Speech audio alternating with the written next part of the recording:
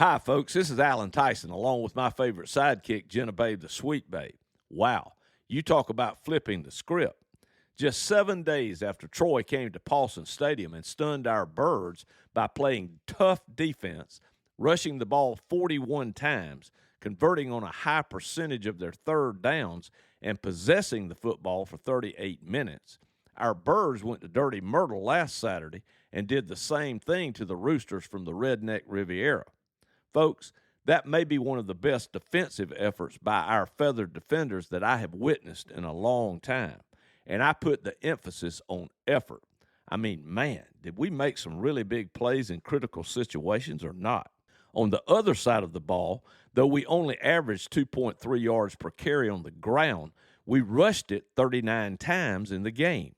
Combine that with a 66% completion rate and a 50% third down conversion rate, and we were able to possess the football for over 38 minutes in the game, keeping Coastal's defense on the field and ours off of it.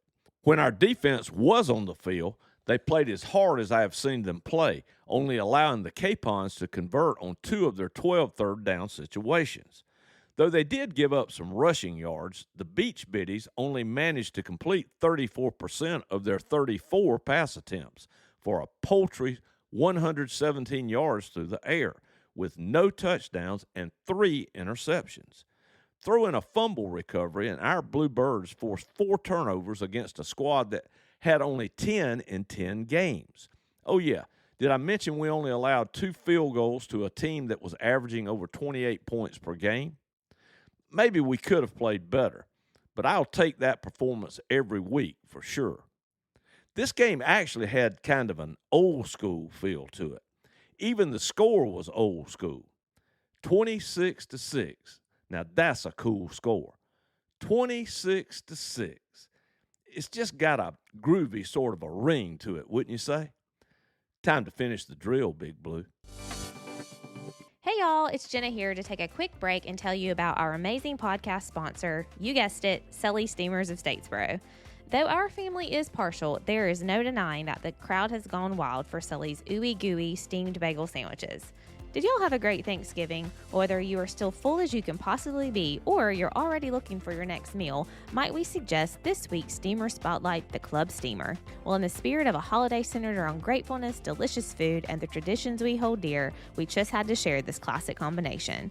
On this steamer, which, by the way, will send you straight into a fit of thankfulness, you'll find turkey, ham, bacon, Colby cheese, and Swiss cheese. It's served hot and steamy, of course, on your choice of fresh, delicious bagel. We can't wait for you to get after that club steamer before heading out to the prettiest little stadium in America.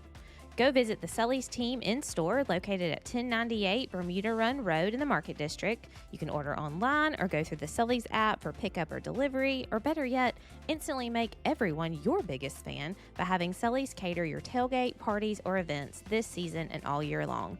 Go Sully's, go Eagles, and now back to AT. As for today, it's the week we like to call Deeper Than Hate. So lock up the women and children, because Appalachian State has made their way out of the heart of the high country all the way to the prettiest little stadium in America for the 40th meeting between the two schools.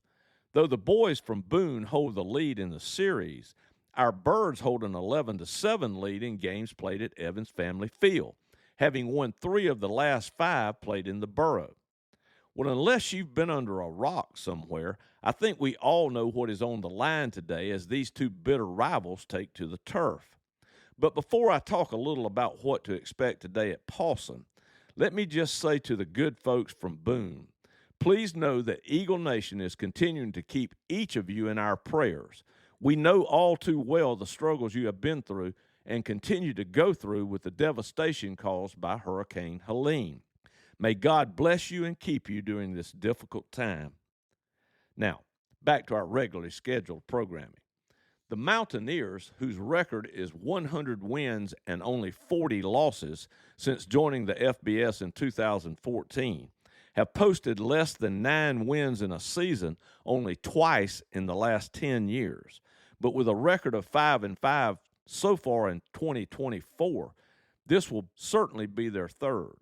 These wayfarers from western North Carolina, who lost 4 of their first 6 games, have now won 3 of their last 4, including a convincing win over James Madison last week at Kidd Brewer Stadium.